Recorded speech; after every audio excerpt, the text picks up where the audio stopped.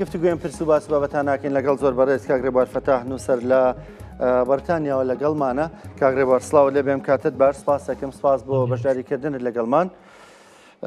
کاگڕێبوار بە خوێندنەوەی تۆ بۆ ئەم ڕۆژانەی جەنگەکە، ینی چی لێ دەخوێنیتەوە؟ جەنگەکە چیمان پێ دەڵێ؟ لە سەرەتاوە بڵێن پلانەکان بەو شێوازە بوو تا ڕووخاندنی نیزامەکە، بەڵام ئێستا ئەوەی کە تێبینی دەکرێت ئەمریکا و ئیسرائیل ینی تا ڕادەیەک پلانەکانیان ڕەنگە لە خۆناغی یەکەمدا دەبینین لە ئەرزی واقعدا جێبەجێ نەبووە. بەکوێ دەگا بە بڕوای تۆ؟ زۆر زەحمەتە بزانین بەکوێگا لەبەرەوەی کە ئامانجی جەنگەکە ڕۆشن نییە و بەردەوام ئامانجی جەنگەکەش ئەگۆڕێت. بۆ نمونە ئێستا ئامانجێکی نوێ خراوەتە ناو ئامانجەکانی جەنگەکەەوە، ئەویژەوەیە کە گەروی هورموز بکرێتەوە، بەڵام پێشەوەی جەنگ دەست پێ بکات گەروی هورموز کرابەوە. سەرباری ئەوەش لە سەرەتایە نەیانەوت کە سیستمی سیاسی ئێران ڕوخێنین، بەڵام یانوت ڕێ خۆشەکەین بۆ ئەوەی کە سیستمی سیاسی ئێران بڕوخێ، کە دیارەوە بۆ چوونێکی زۆر زۆر زۆر زۆر ساویلکەیە. تۆ بە تۆپ و تیارە ڕەنگە بتوانی ژێرخانی وڵاتێ بڕوخێنی، بەڵام ڕوخانی سیستمی سیاسی وڵاتێک کە مێژوویەکی دوور و درێژی هەیە زۆر لەوە ئاڵۆسترە. بە چوونی من عەقلێکی کامڵ ئەو بڕیارەی نایە، لەبەرەوەی کە بەردەوام ئامانجی جەنگەکە ئەگۆڕێت و کۆمەڵگای نێودەوڵەتیش کەمێک خۆیانی لێ پارێزن، خۆیان لە ئەمریکا و ئیسرائیلە پارێزن. هەروەها جیهانیش دوو بەش بووە لە بینی ئەتوانم بڵێم ئێران و چین و رووسیا و ئەوانی دیکە لەگەڵ ئەمریکا و ئیسرائیلە. ئەوروپا و بەریتانیاش بەڕاستی پێگەیان جیاوازە، زۆرتر ئەڵێن بەرژەوەندی خۆمانە پارێزین تاکو بەرژەوەندی جەنگەکە. ئەمانە هەمووی کۆمەڵێک پەیامی سەر لێ شێوێنن کە یارمەتی ئەوە نایات کە سوپای ئەمریکی یا سوپای ئیسرائیل بزانن ئامانجان چی و چیەکەن. دیارە لە سەرەتا وا بزانم بۆ جەنگێکی کوتخایە نەچوون، بەڵام وا بزانم ئەمڕۆ 26 ڕۆژە ئەم جەنگە بەردەوامە و ئێرانیش بەردەوام لە شەڕایە، لە ناو نەچوو وەکووتیان. ئەوان لۆ بڕوایان بپیان بە چەند ڕۆژێک یا بە چەند هەفتەیەک ڕێخۆش دەکەن بۆ خەڵکی ئێران سیستمی سیاسی بگۆڕێ. دەرکەوت ئەوانە هەمووی خەو بوو. کاغڕێوار دەڵێ دەرکەوتەوانە هەمووی خەو بوو. ئایا پلان و خوێندنەوەی وردیان بۆ نەبوو؟ یعنی پێ دوای ئەمریکا و ئیسرائیل پلان و خوێندنەوەی وردیان نەبوو بۆ دۆخی ئێران، یان دۆخی ئێرانیان بەراورد کردبوو بە نمونە هەندێک وڵاتی دیکە بۆ نەڤەنسوێلا کە لە شەو ڕۆژێکدا ینی یەکرێ بڵێ نیزامەکەی گۆڕا. بە بۆچوونی من لە سەرەتاوە ئامانج لە هیچ شتێکی کە نەبوو جگە لەوە نەبێت کە ئێران لاواز بکەن کە دیارە ئەوە دەست پێشخەری ئیسرائیل بوو. یعنی بە کوردیەکەی چی لە غەزە کرا ئەنویز ئەوەش لە ئێران بکەن، کە بەڕاستی دوور نییە لەوە ڕاستە خەڵکێکی زۆری مەدەنی لە ئێرانە نەکوژراوە، هەرچەندە خەڵک زۆر کوژراوە بۆ جەنگێکە ئەمان پێڵێن جەنگێکە هەموو بڵین موشەکێک ئامانجی تایبەتی هەیە. دیارە ئەوانە ڕازیە، خەڵکێکی زۆر کوژراوە، قوتابخانە کوژراوە، خەڵکی مەدەنی کوژراوە، پۆلیسی ئاسایی کوژراوە کە لە سەرەتا ئامانجی جەنگەکە نەبوو. ئامانجی جەنگەکە لێدانی پاسداران بوو نەک پۆلیسی ئاسایی. یعنی ئەمانە ئەمانگەێنێتە ئەو ئەنجامەی کە بگەینەوەی کە لە سەرەتاوە هەرەوە بووە کە ویسیوانە ئێران لاواز بکەن، کە ئەمەش بەڕاستی بنەمایەکی نێودەوڵەتی نییە. بۆ نمونە ئەمریکا لە دەی مارتا لە دەی ئەم مانگا راپۆرتێکەیە بە UN بەندێکەیە بەندی پەنجاویەکە. ئەم بەندی پەنجاویەکە ڕێو پێەیە کە داپۆشی لە خۆت بکەی بەعرێبەکەی دیفاعون عن النەفس، بەڵام ئێران هیچ هەڕەشەیەک نەبوو لەسەر ئەمریکا تاکو ئەمریکا داپۆشی لە خۆی بکات. یعنی کە وردە وردە ئەچیتە وردەکارێکەوە سیرەکەیت جەنگەکە بنەمایەکی وای نییە. بەڵام ئەوەی کە جێی داخە ئەوەیە کە کۆمەلگەی نێودەوڵەتی بێدەنگە داوای ئەوە ناکەن ئایا ئەم جەنگە بەرەو شوێچێت بۆ نمونە هێشێتی ئەوروپا هەرچەندە دەنگی ناڕازی زۆرە بەڵام کۆدەنگێک نییە لەسەرەوەی بۆ نمونە هێشێتی ئەوروپا کۆدەنگێکی نییە لەسەرەوەی کە بە ئەمریکا و بە ئیسرائیل بڵێ ئەگەر ڕابۆستین ئێستا بزانین ئەم جەنگە بۆ کوێچێت. کاک ڕێبارێکێتی ئەوروپا دەتوانێت کارێکی وا بکە بۆ نمونەوە زیاد لە 3 ساڵە بەرەو 4 ساڵ دەچێت جەنگە لە نێوان ئۆکراین و رووسایە و ڕاژنەوەستاوە و هەر بەردەوامیشە و ئاین زۆر کارە سات بارتریش بووە لەم جەنگەی ئێران. ڕاستە بەڵام لە سەرتاوێکێتی ئەوروپا بە شێک بۆ لە جەنگی ئۆکرانیا بە چەک و بە پارە و بە دەرامەت و بە ئینتەلیجنس و بە هەموو شتێک پشتگیری جەنگەکەی کردووە. جەنگی ئۆکرانیا ئەوەش بابەتێکی کەیە کە بەڕاستی پەیوەندی هەیە بە جەنگی ئێستای ئێرانەوە بەڵام هەموو پێکۆ کۆک بوون لەسەرەوەی کە ئەو جەنگەی ئۆکرانیا بکەن کە بە چوونی من جەنگێکی نار هیچ جەنگێک نییە ڕەوابێ بەڵام ئەم جەنگە هەر زۆر ناڕەوایە گە بنەمایەکی نییە بنەمایەکی ئابووری ڕەنگە هەبێت بۆی کە رووسیا و چین و هندستان و جاپان بەرەیەکی نوێ دروست نەکەن و نەگەڕێنەوە بۆ سەردەمی جەنگی سارد. هەمیشە جەنگ هۆیە کە بۆ دوورخستنەوەی وڵاتێک لە پێکانی ئامانجی سیاسی و لەگەڵ ئامانجی ئابووریە. بەڵام جەنگی ئێران نەک کۆمەڵگەی نێودەوڵەتی لەگەڵانە بووە نەک مێکانیزمی نێودەوڵەتی بەکار نهاتووە بەڵکو دەستگای فەرمی و سیڤڵی ناو وڵاتی ئیسرائیل و ئەمریکاش ڕازی نەبوون یان پرسیان پێ نەکراوە لەسەرەوەی کە ئەو جەنگە بکرێت. جەنگێکی بووە کە ترمپ بڕیاریاوە بە تویت کردوێتی. ینی پێ وایە ئەم جەنگە ئێرانی ڕەوایەتێکی نییە ئێمە دەزانین لە چەند ڕۆژی ڕابردووی بەر لە جەنگەکەدا بەپی سەرچاو میدیایەکان دەیان نەزار خۆپیشاندەر کوژراون تەنها لەبەری خۆپیشاندانیان کردووە ینی کوژراون خەڵکی جیاواز لە هەموو پێکاتەکانی تێدایە لە هەموو نەتەوەکانی تێدایە لە ئێران بۆ نمونە خەڵک بەدەستگرانیەوە دەناڵێنێ بەدەست هەژاریەوە دەناڵێنێ ینی پێ دوای ڕەوایەتێکی نەبووە.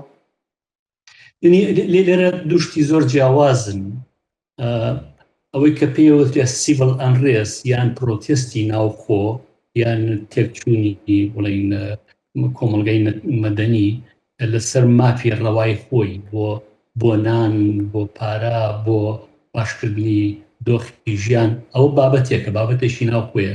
بابەتێکی دیکە هەیە کە جەنگێکی دەرەوەیە تەنیا دوو لایەنێکن. ئەم دوو بابەتە زۆر جیاوازن. من داکۆچی لە ڕژێمی سیاسی ئێران ناکەم ئەمە شتێک بە حەزەکەمەوە زۆر ڕۆشن بێ. یعنی ئێران جۆکو زۆر وڵاتی دیکە زۆمی زۆر کردووە لە ناوخوا بۆ نمونە لە سێدارەدان و کوشتن و لێدانی و پرۆتێستەر و ئەوانە هەمووی ئەخەمە لایەکەوە بەڵام ئەم جەنگە بە هیچ جۆری یارمەتی ئەوە نایەت بە پێچەوانەوە. منەڵێم کە جەنگەکە دەستی پێ کرد پرۆتێستەکان وەستان کە خەڵکی ئاسایی ناتوانێت کەس بۆ نمونە قوتابی زانکۆ دوکاننار مامۆستای زانکۆ ئەمانە ناتوان لەژێر ئاگر و ئاسنا پرۆتێست بکەن. ڕەنگە گەر ئەم شەڕە نەبووایە بەڵکو بە جۆرێکی دیکە فشار لە ئێران بکرایە بە جۆرێکی دیموکراسی بە جۆرێکی نەک دیموکراسی بە جۆرێکی بڵین بە مێکانیزمێکی نێودەوڵەتی فشاری لێ بکرایە و ڕەنگە پرۆتێستەکان بەرەو جێ بچوونایە. بەڵام ئەمە پرۆتێستی ناو ئێران و چەوسانەوەی خەڵک لەلایەن ڕژێمی ئێرانەوە پاساو ناهێنێتەوە بۆ ئەوەی کە ڕۆژانە سەدان تەن ئاگر و ئاستن بەسەر خەڵکی ئێرانە ببارێت. هیچ پەیوەندیان نییە. ئەم ئاگرواستنی کە بەڕێز باسێکی کاگرێبار بەسەر خەڵکی ئێران نەدەبارەیە بەسەر سوپای پازارانە دەبارێ بەسەر سەرکردەکاندا دەبارێ ئەسڵان هەندێک دەڵێن جەنگی ئێستا تۆزێک دادپەروەرانەترە جەنگەکانی پێشوو لە ڕابردوودا خەڵک دەبوونە قوربانی سەرکردەکان دواتر بە ساغ و سەلامەتی لی دەردەچوون. ئێستا جیاوازترە ئێستا لە پێشدا سەرکردەکان دەبنە تارگێتی جەنگەک. یعنی لێرە کۆمەڵی شتەیە پێکەوەن کە حەزەکەم لە یەکیان جاکەمەوە بەڕاستی یەکێکیان کوشتنی سەرکردەیە. جەنگ دەربارەی کوشتنی سەرکردە نییە. ینی ئەمریکا ئەمڕۆ لە ئێرانە بە زۆرتر تێرۆری سیاسیە کە هیچ بنەمایەکی نێودەوڵەتی نییە. هەتا ترامپ خۆی ئەڵێ بۆچی لەگەڵ ئێرانە گفتوگۆ ناکەیت لێ پرسن، ئەڵێ چونکە ئێمە سەرکردەکانمان هەموو کوشتون کەس نەماوە گفتوگۆی لەگەڵا بکەن. ئاخر بۆیە سەرکردە ناکوژی بۆی گفتوگۆی لەگەڵا بکەین. یعنی ئەمە زولفقارێکە بۆ خۆی، یعنی ئەوە لایەنێش، یعنی جەنگ دەربارەی کوشتنی سەرکردە نییە. من ناڵێم سەرکردەی ئێران مەعسووم و هیچ تاوانێشان نەکردووە، خۆگە بستن لە بەرام وەکو زۆر سەرۆک وڵاتی تر و وەکو زۆر سەرکردەی وڵاتانی دیکە ئەگەر لە بەردەمی دادگایکی نێودەوڵەتی ڕەوایە بوەستن یەک دنیا تاوانیان بۆ بگرێت. بەڵام ئەوە کێشەیەکی ئیشی ئەمریکا و ئیسرائیل نییە چێ ئەوەی تاوانبارە بیکوژێ. باشە لە شو ئاوەستەیە بین ئەچێتە سعودیە، ئەتا عێراق، ئەچێتە کوردستان، ئەچێتە تورکیا، هەموو سەرکردەیەکی ئەو ناوچەیە ئەتوانم بڵێم تا ڕادێشی زۆر دەسی لە خوێنی خەڵکی خۆیەتی.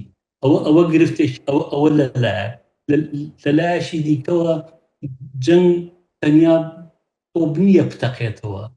با نمونەیەک بێنم کە لە دڵی ئێمەوە زۆر نزیکە. دوێنێ بوو پێرێ بوو 6 پێشمەرگەر شەهید بوون کە ڕەنگە زۆر بەشمان بە تایبەتی من کە لە نەدەنەژیم جۆمردەنی درۆنەکەش نەبوو کە تەقیبە. بەڵام ئایا کاریگەر نەبوو لەسەر دەرونی من؟ دەرونی نائارام نەکردوم؟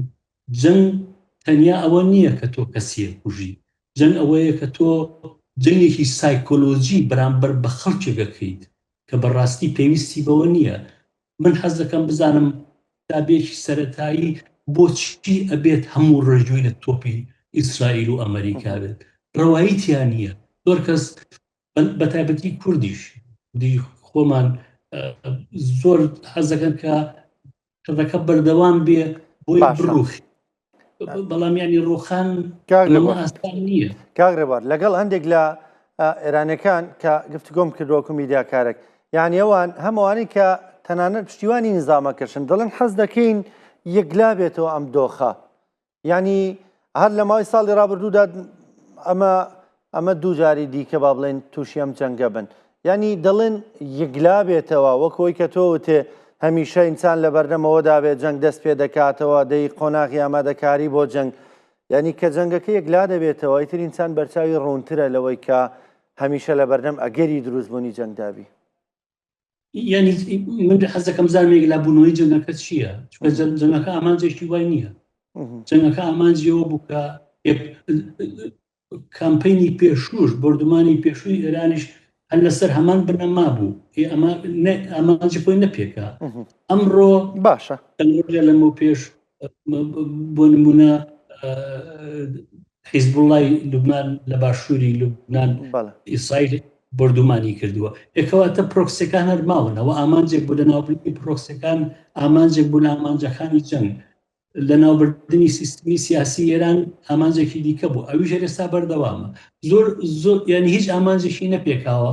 بۆچی جەنگی داهاتوو ئامانجەکانی پێشێت؟ ئایا ڕێیشی دیکەنی ئێمە لەم دنیاە گفتوگوی لێ بکەین و ڕێ لە ڕژێمێکی وەکو ئێران ببین؟ باشە هەندێک دەڵێن ینی هەر خۆی بنەمایەکی گفتوگۆش لە ڕووی زانستیەوە بۆ گەیشت بنەمایەکی جەنگیش بۆ گەیشتنەوەی بە گفتوگۆ جارێکی دیکە ئەنجاری وایە تۆی لە گفتوگۆ بەدەستی نانی لە ڕێگەی جەنگەوە دەتوانی دیسانەوە بەرامبەرەکەت ناچار بکەی بێنی تۆ سەر مێزی گفتوگۆ. هەر ئەمەشە کە دەڵێن پاڵنەری دۆنەڵد ترەمپە ویستێتی گورجێکی وا لە ئێران بۆ شوێنێ وەکو دەڵێ پەلوپۆی بکە ئەنجا گفتوگۆی لەگەڵ بکە. ئەوە ێسش دەبینین دەرەنجامەکە یانیان ئەمریکا 14 خاڵیە، ئەم ئێرانیش 7 خاڵی هەیە. ینی تقریبن لە سەرنجێکیان ڕێککەوتون لە سەرنجێکشی ناکۆکیانەیە و لە پەناشەوە لەو لاوە جەنگەکە ینی نەوەستاوە، بەڵام تۆزێک هودنەی جەنگەکە هەیە نەگەوەی وەستابێ. یعنی دیارە تیوری بڵین جەنگ زۆرە یان تیوری ئاسایشی نێودەوڵەتی گەلێک زۆرن. من هەرگیز لەگەڵ ئەو تیورانیم کە تۆ وڵاتێ بۆمبەکەی بمبارانیەکەی ئەمجاهانی گفتوگۆی لەگەڵ ئەومان لە عێراقادی لە عێراقادیمان لە 1990 تاکو 2003 ئەو چەندینەوە لەو هەژاری و قوربەسەریا گەورە بوون. ئایا ئەمە جەستیفای ئەوە کە یا پاساو بۆ ئەوە ئەهێنێتەوە کە ڕژێمی سیاسی باز بڕووخە؟ نەخێر. ئایا ڕێشی دیکە نەبوو لە جیاتیەوەی کە لە ساڵی 1990ەوە ئەم هەموو ئابڵوقەیە لەسەر خەڵکی عێراق بێ، کەس نازانێ چ زیانێکی مادی و معنەوی و ئینسانی لە عێراق کەوتووە لەو ساڵانە، چونکە هیچ خوێندنەوەیەک نییە، هیچ لێکۆڵینەوەیەک نییە. ئەمانە تیوری سیاسین. بۆ نمونە ئەمریکا و ئیسرائیل هەردووکیان ئەڵێن ئێران مەترسیە لەسەر ئێمە. ئەو ئەمریکا زۆر دوورە. ئیسرائیل ڕەنگە خەمگینێکی هەبێت، ڕەنگە بڵێن پاساوێکی هەبێ حیزبوڵڵا لەویایە، حوتێکان لەویان ئەترسێ لەوانە. بەڵام واز لە پرۆکسیەکان بێنی، یعنی ئیسرائیل بە هیچ قانونێکی نێودەوڵەتی بۆی نییە بڵێ پاساوەکەی ئەوە بێ کە ئێران لە دروستکردنی چەکی نەوەیەوەیەوە نزیکە یا چەکی ئەتۆمیەوە نزیکە بۆیە ئێمە بردومانی بکەین. یەخۆخەی ناکە دەستگای نێودەوڵەتیەیە ئیسرائیل دەتوانێت ئەمە بەرێتە ناو دەستگای نێودەوڵەتیەوە ڕێگە لە ئێران بکرن، وەکو پێشتر دیمانە چۆن لە عێراقا بڵین ئەنجومەنێک دەستەیەکیان دروست کرد لە وێنەوە بێ بگەڕێن بزانای عێراق چەکی کۆمەڵکوژی هەیە نەیبوو، بۆتوان ئەماش لە ئێرانە بکەن. بەڵام یعنی گرفتەکە لەوایە وەکو گرفتێکی دیکەش بەڕاستی هەم نەتنیاهوو هەم ترەمپ گرفتی ناوخۆیان زۆر زۆر. ئێستا من کە سەیری ترەمپ و نەتنیاهۆکەم وەکو سەرەک وەزیرانی نێودەوڵەتیان تێدەگەم، وەکو ئەویان تێناگەم کە وڵاتی خۆیان بەڕێوە برن. ئەگەر سەرەک وەزیرانە یان کە سەر کۆمارێک وڵاتی خۆی بەڕێوە بەرێت، ئەم هەموو چۆن نتوانێت بەشدار بێت لەم هەموو گرفتە نێودەوڵەتیە. بۆ ئەوان تەنیانی ڕەنگە ئۆردۆغانیش نمونەیەشی دیکە، یعنی ڕەنگە ئێرانیش نمونەیەشی دیکە بێت. ئەو خەڵکەی بە هەژاری یەشتۆتەوە ئەو هەموو دەرامەتە لەسەر کۆسی و حەشتی شعبی و چوزانم حیزبوڵڵا دەفەکە. ئەمانە بەڕاستی یعنی ئەمانەیە باسیین گرفتی زۆر زۆر گەورەی نێودەوڵەتین ناکرێت، بەڵام زۆر گرنگی ئێمە بخێنە بەرچاو بۆی کۆمەلگەی نێودەوڵەتی بزانێت کە ئەم سیستەمە نێودەوڵەتی کە ئێستا هەیە چارەسەر نییە بۆ ئاشتی نێودەوڵەتی. سپاس دەکەم زۆر بەڕێز کاگرێ بارفتاح نووسەر لە لەندەنەوە لەگەڵمان بووی. سپاس بۆ بەشداریکردن و سپاس بۆ خستنەڕۆی بۆ چوونەکانت لەبارەی جەنگەکەەوە